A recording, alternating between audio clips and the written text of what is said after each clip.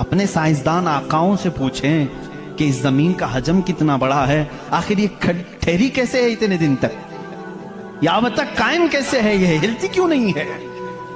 अच्छा, उसके बाद रब ताला फरमाता है हमने इस जमीन को पानी पर बिछाया है। ऐ अल्लाह, तेरे अजाइब कुदरत अजीब दर अजीब हैं। अस्सलामु अलैकुम दोस्तों, बुजुर्गों, भाई और बहनों, उम्मीद करता हूँ इंशाअल्लाह आप सब खैरियत से होंगे। अल्लाह आप सबको हमेशा सलामत रखे। मेरा नाम मोहम्मद इफरान है। आज फिर एक नई वीडियो के साथ हाजिर आया हूँ। इस वीडियो का टॉपिक है अल्लाह ने इस दुनिया को कितने दिन में बनाया। आइए सुनेंगे मुफ्ती सलमान अजहरी साहब की जुबानी, और इस वीडियो को देखकर कुछ इस पर अमल भी करने की कोशिश करेंगे इंशाअल्लाह। आइए इस वीडियो को देखते हैं दोस्तों। वो क्या कहते हैं, कायनात कैसे वजूद में आ गई है। वो मुल्हिद होंगे जो कहते हैं, बेदीन लोग होंगे जिनका कोई दीन ही नहीं, जो कहते हैं कि अचानक दुनिया बन गई और अचानक ही खत्म हो जाएगी। ऐसा कैसे होगा, ऐसा कैसे होगा, अचानक दुनिया बन गई और अचानक खत्म हो गई। कोई नहीं है इसके आगे पीछे। मेरे अजीजों, जो गौर व फिक्र करने वाले साइंसदान हैं वो भी अब इस नतीजे पर पहुंचे हैं कि दुनिया में एक बहुत बड़ा धमाका हुआ था कई अरब साल पहले, कई लाख साल पहले, उनके एतबार से, उनके इल्म के एतबार से, जिसको ये बिग बैंग कहते हैं। बिग बैंग क्या चीज है? तो साइंसदान ये कहते हैं कि कई सालों तक इस रुए जमीन पर सिर्फ समंदर था, और समंदर में भी जो गैस होती थी वो सब हाइड्रोजन, और सिर्फ 99% हाइड्रोजन और 1% सिर्फ ऑक्सीजन का यहां पर वजूद था, जिसकी वजह से कोई दूसरा जिंदा रह नहीं सकता था। यह साइंसदानों की तहकीक है। उसके बाद फिर उन्होंने ये कहा कि एक धमाका हुआ और समंदर से, पानी से हर चीज बनती चली गई, पानी से बनती चली गई। ये 21वीं सदी में बात की जा रही है। ये बात 21वीं सदी में की जा रही है, और साइंस के वजूद की तारीख में अगर आप जाएंगे तो ज्यादा से ज्यादा ये 400 साल पहले तक की तारीख होगी। 16वीं सदी में, 17वीं सदी में, 17वीं सेंचुरी में साइंस की कुछ न कुछ चीजें इजाद होने लगी, जिसको आज हम साइंस कह रहे हैं। और कुरान में मौला फरमाता है, वजअलना मिनल माइ कुल्ल शैइन हय्यिन, हमने हर चीज को पानी से बनाया है। ये रब ताला फरमा रहा है, उसका कुरान अजीम गवाही दे रहा है। कुरान किस जमाने में उतरा वो भी आपके जहन में होना चाहिए। किस जमाने में कुरान आया है ये भी आपके जहन में अच्छी तरह से फिट होना चाहिए, ताकि अब साइंस की तहकीकात और उस जमाने को मैच करके देख सकें आप। कुरान उस जमाने में आया है जहां यूरोप में लोग जानवरों के साथ रहते थे। अमेरिका का तो इंकिशाफ भी नहीं हुआ था। अमेरिका नाम का कोई मुल्क है ये पता भी नहीं था लोगों को। जितनी दुनिया थी इसमें सबसे ज्यादा तहजीब वाला मुल्क, तमद्दुन वाला मुल्क ईरान था, अरब थे, रोम थे। बाकी सब तो बिछड़े हुए लोग थे। रोम, ईरान और अरब को उस जमाने में तहजीब वाला कहा जाता था। उनकी तहजीब का आलम यह था कि जब मेरे आका सल्लल्लाहु तआला अलैहि वसल्लम मदीना तैयबा में तशरीफ लाए, ये बहुत बड़े तहजीब वालों की बात मैं कर रहा हूं, यानी बहुत नॉलेज रखने वालों की बात कर रहा हूं। इतना नॉलेज था कि जब मेरे आका मदीने में तशरीफ लाए तो सिर्फ 6 लोगों को लिखना आता था। ये बड़े तमद्दुन वाले लोग थे, बड़े नॉलेज वाले लोग थे। उस जमाने का इल्म यहां तक पहुंचा हुआ था। मेरे अजीजों, बाकी यूरोप वगैरह का हाल तो बहुत ही बदतर था। यहां तक कि आबादी कैसे बनाई जाए ये सलीका इस्लाम ने बताया है। रोड तक बनाने के तरीके, रास्ते कैसे बनते हैं ये भी कोई इल्म नहीं था पहले। लोग सितारे देखते थे और चलते जाते थे। या आज जो रोड बने हुए हैं इसकी इजाद ही सैयदना उमर फारूक ने की है रदी अल्लाह ताला, कि आम एक रास्ता होना चाहिए, हाईवे होना चाहिए, उसको पक्का बनाना चाहिए कि लोग इसी से गुजरें। आज आपको रास्ते इतने बने हुए हैं इसलिए कोई तारा नहीं देखता, सिर्फ सामने देखते हैं। अब तारे देखेंगे तो फिर बड़ा मसला हो जाएगा। उस जमाने में तारे देख करके चलते थे। अजीजाने गिरामी, यूरोप का हाल उस जमाने में यह था कि नॉलेज नाम की कोई चीज नहीं थी। वो लोग अंधविश्वास, जैसे आज भी हमारे यहाँ कुछ लोगों में मौजूद है, अंधा यकीन, इन चीजों पर बहुत अमल करते थे। जैसे अपशगुन हो जाना, ये तमाम मामलात में बहुत वो आगे थे। हत्ता कि बीमारियों को भी वो बीमारी नहीं समझते थे। जैसे आज यूरोप जादू टोने पर यकीन नहीं रखता, हर चीज को बीमारी कहता है। उस जमाने में हर बीमारी को वो जादू समझते थे, शैतान समझते थे। बीमारी का उनको इदराक भी नहीं था। इस्लाम में जो फुकहा पैदा हुए, जो अतिब्बा पैदा हुए, जो साइंसदान पैदा हुए, उन्होंने बीमारी के मुतालिक बहुत सारे तहकीकात पेश की। सिर्फ ये बात मैं अर्ज करना चाहूंगा कि कुरान उस जमाने में नाजिल हुआ है जब इल्म का वजूद ज्यादा नहीं था लोगों के पास, इतना कि कोई इक्का दुक्का लिखना जानता था। और किस पर नाजिल हुआ ये भी आपके जहन में होना चाहिए। दो चीजें दिमाग में रखें, उसके बाद फिर मैं कुरान की आयतें पढ़ता हूं। एक, माहौल ऐसा है, साइंस का वजूद नहीं, इल्म का वजूद नहीं, इल्म नाम की चीज ही नहीं थी लोगों के पास। और जिस पर नाजिल हुआ वो ऐसा रसूल है जो किसी का शागिर्द भी नहीं, कोई उस्ताद नहीं, मुहम्मदुर रसूलुल्लाह सल्लल्लाहु तआला अलैहि वसल्लम। उन पर कुरान नाजिल हुआ, ऐसे माहौल में नाजिल हुआ जब कोई इल्म जानने वाला नहीं था। और जिस पर नाजिल हुआ वो किसी यूनिवर्सिटी से पढ़ा, किसी कॉलेज से पढ़ा, किसी मदरसे से पढ़ा हुआ रसूल नहीं। उस रसूल का मुअल्लिम और उस्ताद सिर्फ खालिक कायनात है। जिब्राइल अलैहिस्सलातु तस्लीम का भी सिर्फ इतना काम रहा है, जो रब ने हुक्म दिया उतना ही पहुंचा दिया। बल्कि बहुत सारी कुरान की बातें ऐसी हैं जो जिब्राइल पहुंचा तो गए लेकिन उसका इल्म उन्हें भी नहीं दिया गया, उन्हें भी नहीं दिया गया। अब ये दो बातें किसी को भी चैलेंज करके बता देना, तारीख की सच्चाइयां इस बात का इनकार नहीं कर सकती। अपने तो अपने, गैरों ने भी हुजूर की तारीख लिखी है और सबों ने इकरार किया है कि मोहम्मद सल्लल्लाहु अलैहि वसल्लम एक ऐसे प्रॉफिट हैं जो पूरी जिंदगी भर किसी उस्ताद के पास गए नहीं, किसी उस्ताद के पास गए नहीं। और ये भी हिकमत है मेरे मौला की, इसीलिए हम उस रसूल को अन्नबीयुल उम्मी कहते हैं। उम्मी का मतलब कुछ बेवकूफ लोग आज के जमाने के जो बदअकीदा हैं वो अनपढ़ करते हैं। रसूल अनपढ़ थे, माअज़ल्लाह। बेवकूफो तुम्हें मालूम नहीं, उम्मी का मतलब होता है किसी से पढ़ा हुआ नहीं। अनपढ़ में और किसी से ना पढ़ा हुआ होने में बहुत बड़ा फर्क है। ये दो बातें जहन में रखो। कुरान किस माहौल में नाजिल हुआ और जिस पर नाजिल हुआ वो किसी का शागिर्द नहीं। अब इसकी बातें जब हम बयान करते हैं, साइंसदानों की आंखें फटी की फटी रह जाती हैं। वो कुरान बयान कर रहा है, इन्न फी खल्क़िस समावाति वल अर्दि लआयाति लिउलिल अलबाब, बेशक ये जमीन की पैदाइश में, आसमानों की पैदाइश में बड़ी मेरी निशानियां हैं। अल्लाह फरमा रहा है, रात को हम जाइल करते हैं, उसी से दिन निकालते हैं। कुरान ये कह रहा है, वजअलना मिनस समाई, आसमान से अल्लाह तबारक व तआला ने, वजअलना समा सक़फ़न महफूज़ा, कुरान कहता है हमने आसमान को एक महफूज छत बनाया है। कुरान ये कह रहा है आसमान और जमीन मिले हुए थे, हमने दोनों को फाड़ करके अलग कर दिया और दोनों के मुंह खोल दिया।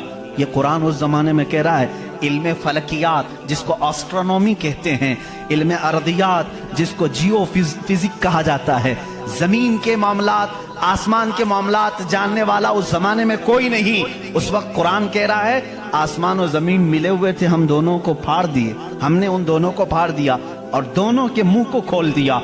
अब का साइंस कहता है जमीन और आसमान को देखने के बाद ऐसा लगता है कि ये गैलेक्सी में मिला हुआ एक सैयारा था और ये फिर जमाने के बदलते बदलते आसमान अलग हो गया, जमीन अलग हो गई। अब का साइंस ये कहता है। और फिर ये बंद नहीं है, जैसे हमारी छत बंद है, ऊपर से पानी डालो तो नीचे कुछ नहीं आएगा, नीचे के फर्शी भी बंद है, नीचे जमीन से कोई चीज यहाँ मस्जिद में नहीं निकलेगी। साइंस अब ये कह रहा है आसमान में जगह जगह सुराख हैं, मुंह खुला हुआ है, जमीन में भी जगह जगह सुराख हैं, दिखने वाले नहीं, ये खुला हुआ है। इसका मतलब मैं भी समझ नहीं पाया था, आसमान खुला हुआ है, जमीन खुला हुआ, मुंह खुला हुआ है, क्या मतलब? कहा कि अल्लाह ताला जब चाहे आसमानों पर पानी डाले तो अपना मुंह खोलता है, बारिश बरसती है, और जमीन का मुंह खुला है। इसका मतलब ये है तुम जहां पर भी, जितनी गहराई में भी जमीन के बीज डालो, اس کا منہ کھلا ہے وہ سینہ پھاڑ کر باہر آتا ہے. اگر زمین بند ہوتی تو کوئی چیز زمین سے باہر نہیں نکلتی. زمین سے کوئی چیز باہر نکلتی ہے اس کا مطلب ہے کہ ان کے منہ کھلے ہوئے ہیں. سائنس نے اب بھی کہا کہ آسمان کا منہ کھلا ہوا ہے, زمین کا منہ کھلا ہوا ہے. قرآن کس ماحول میں نازل ہوا ہے؟ جب سائنس کا وجود نہیں. ہاں اگر تم یہ کہتے شاید محمد صلی اللہ تعالی علیہ وسلم بہت بڑے کسی سائنسدان کے شاگرد ہوں گے تو تمہارے تاریخ لکھنے والے ہی تمہارے چہرے پر زناٹے دار تھپڑ ماریں گے, اس لیے کہ وہ رسول اپنی 63 سالہ زندگی میں کبھی کسی کے شاگرد نہیں ہوئے, حتیٰ کہ سید الملائکہ کے بھی وہ شاگرد نہیں ہوئے. قرآن یہی کہہ رہا ہے زمین کی پیدائش میں, آسمان کی پیدائش میں میری نشانیاں ہیں. عزیزان گرامی اب میں وہ نشانیاں گناؤں بہت طویل وقت درکار ہے. کبھی آپ نے محسوس کیا کہ آسمان اللہ کی نشانی ہے؟ اللہ کی نشانی ہے. دیکھیں یہاں سب سے بڑی بات قرآن میں کئی جگہوں پر یہ بات آئی ہے افلا تتدبرون افلا یتدبرون افلا تعقلون افلا تتفکرون. اس کا مطلب ہوتا ہے کیوں تم غور و فکر نہیں کرتے, کیوں تم سوچتے نہیں, کیوں تم تحقیق نہیں کرتے, ریسرچ نہیں کرتے. رب تعالیٰ بار بار یہ فرما رہا ہے. یہ کس کے لیے ہے؟ میں ان لوگوں کے لیے کہتا ہوں جو ایک خدا کو چھوڑ کر کروڑوں کے سامنے جھک رہے ہیں. میں ان سے کہتا ہوں تم سوچتے کیوں نہیں؟ کون ہے تمہیں پیدا کیا ہے؟ کون ہے جو تمہیں بنایا ہے؟ قرآن دعوت دے رہا ہے ان کو سوچنے کی. میرا یقین یہ کہتا ہے جو بھی انسان اس کائنات میں ہے اللہ نے اسے اتنی عقل ضرور عطا کی ہے کہ اگر وہ سوچنے پر آ جائے تو اپنے رب تک ضرور پہنچے گا. اگر وہ غور و فکر کرنے پر آ جائے تو جھوٹے خداؤں کو چھوڑ دے گا. ایک صحابی ہیں حضور صلی اللہ تعالی علیہ وسلم پر ایمان لانے کے بعد وہ کہتے ہیں حضور ایام جہالت میں ہمارے سے 2 ایسے معاملات ہوئے, ایک واقعہ یاد کرتا ہوں تو رونا آتا ہے اور ایک واقعہ یاد کرتا ہوں تو ہنسی آتی ہے. جہالت میں ہم کچھ ایسے کام کرتے تھے اسلام لانے سے پہلے کہ ایک واقعہ ایسا ہے کہ ہم رو پڑتے ہیں یاد آتی ہے تو, اور ایک واقعہ ایسا ہے کہ وہ یاد آتی ہے تو ہنس پڑتے ہیں. حضور نے پوچھا وہ دونوں کیا ہیں؟ انہوں نے کہا جہالت میں جب ہمارے گھر بیٹی پیدا ہوتی تو ہم اس کا گلا مروڑ کر دفن کر دیتے تھے. ہم نے اپنے ہاتھوں سے کئی بچیوں کو دفن کیا, وہ جب بھی یاد آتا ہے تو رو پڑتے ہیں, رونا آتا ہے. ہنسی کس بات پر آتی ہے؟ وہ کہتے ہیں ہم جب سفر پر نکلتے تھے تو ہمارے جو خدا ہوتے تھے ان کو آٹے کا بنا لیتے تھے. ویسے تو مٹی کا بناتے ہیں اور پھر پانی میں ڈبوتے ہیں. ان کی ذریت آج بھی موجود ہے. عرب والوں میں اگر میں بیان کروں کہ ہاتھوں سے خدا بنائے جاتے ہیں تو انہیں یقین نہیں آتا. ہندوستان والوں کو بہت جلدی یقین آئے گا. تو وہ صحابی کہتے ہیں ہم آٹے کے بناتے تھے. ان کے جو خدا ہوتے تھے وہ آٹے کے بناتے تھے کیونکہ مٹی کا پتھر کا اٹھا کر لے کر جانے میں بوجھل ہوتا تھا, وزن ہوتا تھا. اتنے بڑے خدا کو کہاں لے کر کے گھومتے رہے. وہ صحابی کہتے ہیں ہم آٹے کا بنا کر لے جاتے. پھر ہنسی کس بات پر آتی ہے؟ کہتے ہیں اگر سفر میں زیادہ بھوک لگتی کبھی اس کا ہاتھ توڑ کے کھا لیتے تھے, کبھی اس کا پیٹ کاٹ کے کھا لیتے تھے کیونکہ آٹے ہی کا تھا. آج بھی لوگ کرتے ہیں, شکر کا بناتے ہیں. بہرحال تو وہ صحابی کہتے ہیں مجھے ایام جہالت کی یہ باتیں یاد آتی ہیں تو میں ہنس پڑتا ہوں. خیر میں اور تفصیل میں نہیں جاؤں گا. عزیزان گرامی غور و فکر کرنے کی جس کے اندر عادت ہوگی وہ انت وشواس صرف پھیلے ہوئے بے یقینی پر ایمان نہیں لائے گا. آج بھی بہت سارے ایسے نیوٹرل قسم کے لوگ ہیں جو مسلمان نہیں ہیں, میں جانتا ہوں ان کو. وہ خود آئیڈل ورشپرز نہیں ہیں, وہ خود اس بات کا انکار کرتے ہیں کہ اپنے ہاتھوں سے بنائی ہوئی چیز کی عبادت کیسے کی جائے.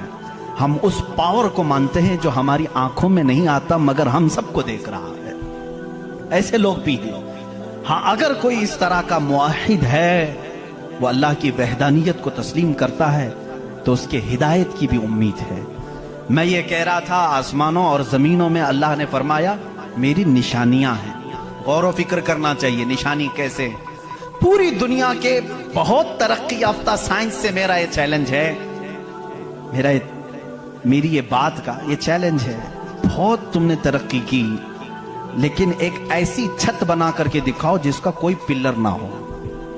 ہوا میں چھت قائم کر کے دکھاؤ, اور وہ بھی اتنی موٹی ہونی چاہیے, اتنی موٹی کہ جس کے بارے میں حضور اکرم صلی اللہ علیہ وسلم نے فرمایا کہ اس کی موٹائی 500 साल अगर कोई घोड़ा दौड़े तो तय ना हो पाए, वो आसमान की मोटाई। मैं उतनी मोटाई की बात नहीं करता हूं, 1 किलोमीटर चौड़ी ही कोई बना करके दिखा दें। साइंस हमारा बहुत तरक्की कर चुका है, नहीं बना सकोगी। लेकिन कायनात की इस पूरी जमीन पर अल्लाह रब्बुल इज्जत ने एक छत हमारे सरों पर रखी है, और सबको मालूम है वो छत कैसी है, बगैर पिल्लर वाली है। कहीं उसको सुतून देखा आपने? अल्लाहुल्लज़ी रफ़अ अस्समावाति बिगैरि अमदिन तरौनहा। कुरान कहता है वो अल्लाह ही है जिसने बगैर सुतून के आसमानों को बनाया, और तुम भी उसको देख रहे हो। कुरान चैलेंज कर रहा है, तुम भी उसे देख रहे हो। और हैरत की बात यह है, हमारे पिल्लर वाली छत के बारे में तो यकीन होगा अब ये गिरेगी नहीं, लेकिन अगर ये तड़कने लगे, कहीं से आवाजें आने लगे, हम भाग करके कौन सी छत के नीचे जाते हैं? पिल्लर वाली छत से हमको खौफ लगता है आजकल गिर ना जाए, और पनाह लेने के लिए उस छत के नीचे जाते हैं जिसका कोई पिल्लर ही नहीं। अल्लाह की निशानियां हैं इसमें। अल्लाह रब्बुल इज्जत फरमाता है तुम देख रहे हो इन आसमानों को हमने कैसे कायम किया है। अब इसकी तहकीकात जो एस्ट्रोनॉमी पढ़े हुए हैं वो जानते होंगे।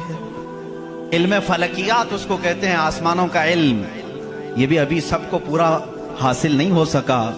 जो हमारी नजरों में नजर आ रहा है ये तो धुआं है, बादल है। आसमान तक पहुंचने के लिए पता नहीं कितना सफर।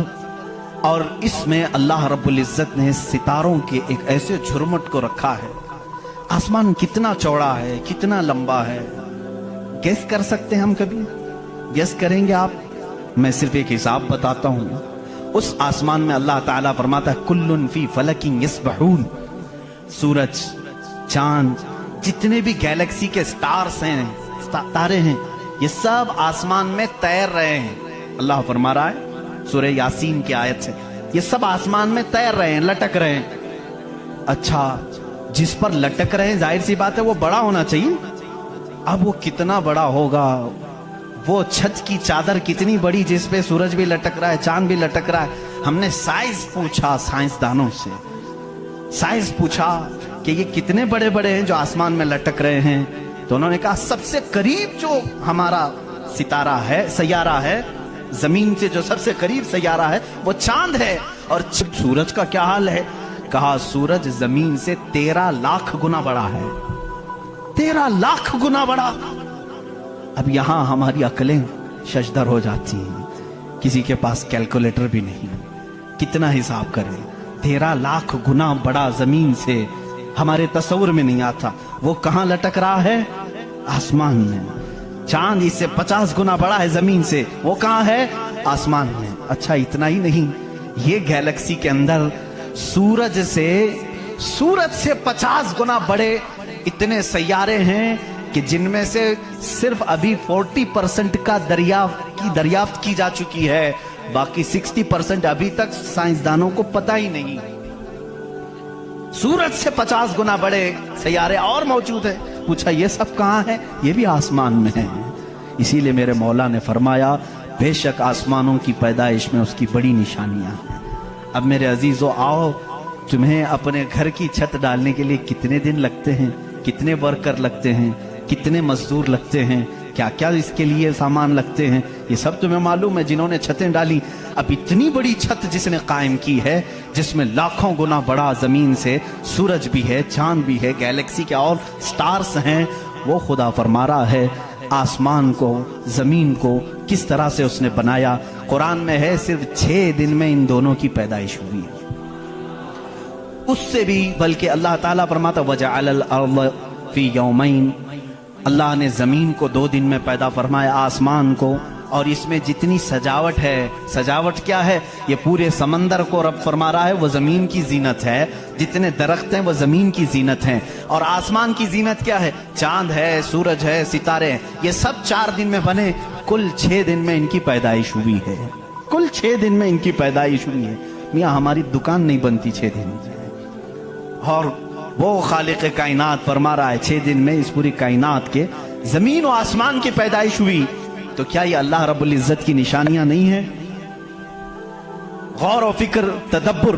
मैं अगर सुनी हुई बातों पर यकीन नहीं आता कुछ लोगों को, क्योंकि वो साइंस के माहौल में आज जी रहे हैं, वो हर बात साइंस की यकीन के साथ मान लेते हैं। मैं उनसे ही कहता हूं, अपने साइंसदान आकाओं से पूछें कि इस जमीन का हजम कितना बड़ा है, आखिर ये ठहरी कैसे है इतने दिन तक, या अब तक कायम कैसे है, ये हिलती क्यों नहीं है। अच्छा, उसके बाद रब ताला फरमाता है हमने इस जमीन को पानी पर बिछाया है। ऐ अल्लाह, तेरे अजायब कुदरत अजीब दर अजीब हैं, कितने अजीब हैं। आपसे मैं कहता हूं, हौज में या मस्जिद का भी हौज है, जाओ एक चादर उसके ऊपर बिछाओ, टॉवेल लेकर के बिछाओ, कितनी देर तक वो पानी पर खड़ा रहेगा। टॉवेल, चादर, इसकी मोटाई कितनी है, बहुत पतली सी है, वो mm में आएगी, लेकिन वो आपके इस पानी पर ठहर नहीं सकती। अगर आप कहें मोटी चीज में बिछाऊं, मोटी चीज बिछा करके दिखाओ, कितनी देर वो रुक सकेगी, नहीं रुक सकेगी। और ये अल्लाह ने कुरान में फरमाया हमने पानी पर जमीन को बिछाया, और इसका इनकार साइंस भी नहीं कर रही है। साइंस भी यही कहती है जमीन को जितनी जगह से खोदा जाए पानी ही है। हम भी तो बोरवेल जो निकालते हैं, जमीन को खोदने के बाद पानी आता है। अब पानी पर इस जमीन को बिछाया रब तबारक व तआला ने, कितना वजन ये उठाई हुई है, कितना वजन उठाई हुई है। सबसे बड़ा वजन तो उन मुशरिकीन का है जो उस रब को नहीं मानते। ये धरती का बोझ इनको कहते हैं, ये सबको उठाई हुई है। पता नहीं कितने करोड़ों टन इस पर वजन है ये, लेकिन कभी भी हिलती हुई नजर नहीं आती। लेकिन उसको भी कुरान में अल्लाह फरमा रहा है हमने इस जमीन को हिलने से रोकने के लिए जगह जगह पर पहाड़ों को मेख बनाकर गाड़ दिया। वल जिबाल औतादा, और पहाड़ों को हमने मेख बनाकर गाड़ दिया है। अब इसकी तहकीक इस जमाने में, मैंने अपने पढ़ने के जमाने में इसकी एक तहकीक अपने उस्ताद के पास पढ़ी थी। सफा मरवा के बारे में इख्तिलाफ चल रहा था। सऊदी यहूदी हुकूमत ने सफा मरवा को पूरी तौर पर ख़त्म करने की नापाक कोशिश की और अलग से उन्होंने मसआ बनाया सही करने का। तो इख्तिलाफ उलमा में था कि इन्होंने ज़्यादा चौड़ा कर दिया। उसी ज़माने में ये तहकीक हुई पहाड़ जो है इसका वजूद ज़मीन पर कैसा होता है। इन सऊदियों ने कहा पहाड़ ऐसा ऊपर शेप में ऐसा होता है, ट्रायंगल होता है, ऊपर से कोना होता है, नीचे चौड़ा होता है। इन सऊदियों ने कहा नीचे भी ये जड़ें छोड़ता है, फैलता हुआ जाता है, जैसे दरख्त ऊपर होता है और नीचे उसकी जड़ें फैली हुई होती हैं। तो इन्होंने कहा नीचे भी वो पहाड़ का हिस्सा है, इसलिए हमने बाजू में भी रास्ता बनाया ताकि सफा मरवा की सही अगर हो रही है तो वो पहाड़ों के बीच में ही हो रही है। मेरे उस्ताद गिरामी मिस्र के हैं, उन्होंने पूरी इस पर तहकीक के साथ किताब लिखी, चैलेंज किया, कहा पहाड़ों को अगर खोद करके देखो, हमारा यकीन ये कहता है। उन्होंने बहुत सारे दलाइल से साबित किया पहाड़ ऊपर से जो इस तरह के शेप का होता है, ट्रायंगल ऊपर से, नीचे वो जड़ें नहीं छोड़ता बल्कि अंदर जाते जाते और बारीक हो जाता है, अंदर बारीक होते होते होते बहुत पतला होकर नीचे तक जाता है। मैंने पूछा नीचे कितनी अंदर तक है? उन्होंने कहा जो पहाड़ तुम्हें ऊपर दिख रहे हैं ये पहाड़ का 1% है, बाकी 99% पूरा नीचे होता है। ये पहाड़ों की ऊंचाई, ये पहाड़ों की जो ऊंचाई है ये 1% है, 99% पूरा नीचे होता है। हैरत में पड़ गई, इतना नीचे पहाड़ है। कहा यही तो बात है, क्या तुम दीवार में जब मेख ठोकते हो तो ऊपर कितना दिखता है और अंदर कितना रहता है? 2 इंच का अगर हम ले रहे हैं मेख और कील तो उसका मुंह सिर्फ ऊपर थोड़ा सा, वो भी mm में होगा, और 2 इंच तक अंदर वो दीवार में धंसा हुआ होगा। और जब कुरान में मौला ने फरमाया है जमीन पर हमने पहाड़ों को मेख बनाकर गाड़ दिया है, आज साइंस ये कह रहा है कि पहाड़ 9 गुना नीचे अंदर तक मौजूद है। कुरान किस जमाने में नाजिल हुआ? एस्ट्रोनॉमी नहीं थी, एस्ट्रोलॉजी नहीं थी, जमीन के ये जियोफिजिक नहीं थे, आला जात नहीं थे, तहकीक के लिए माइक्रोस्कोप, टेलीस्कोप कुछ नहीं था। उस जमाने में कुरान जमीन के अंदर की बात बता रहा है। ये अजीम मौजिज़ा है कुरान का मेरे अजीजों। इसीलिए कुरान कहता है सोचते क्यों नहीं, फिक्र क्यों नहीं करते? वही है खालिक कायनात जिसने इस पूरे निजाम को बना रखा है। ये इतनी ही नहीं है, ये जो जमीनों में नजर आ रही हैं इनकी तहकीकात करते करते कई लोगों की जिंदगियां खत्म हो गई। कुछ चांद की तहकीक पर चले, कुछ सूरज की तहकीक पर चले, कुछ जमीन की तहकीक पर चले। इंसानों को भी अल्लाह ने ये इल्म दिया है, ये अक्ल दिया है। ये जो साइंसदान अपनी तहकीक कर रहे हैं, ये कभी ये ना समझें कि ये हमारी मारे हुए तीर हैं, बल्कि अल्लाह अपने बंदों को खुद इतनी समझ बूझ देता है कि वो उसकी निशानियों की खोज लगाएं और कायनात को बताएं कि कोई तो है जो ताकत इसे चला रही है, कोई तो है निजाम जो इसकी परवरिश कर रहा है। लेकिन ये धोखाबाज बन जाते हैं कुछ लोग कि वो तहकीक करके समझ तो जाते हैं, लेकिन बाद में जब उनको इल्म होता है कि इसके पीछे कोई ताकत है, वो बता नहीं पाते, इसलिए कि कुफ्र इनके दिलों में रच बस चुका है।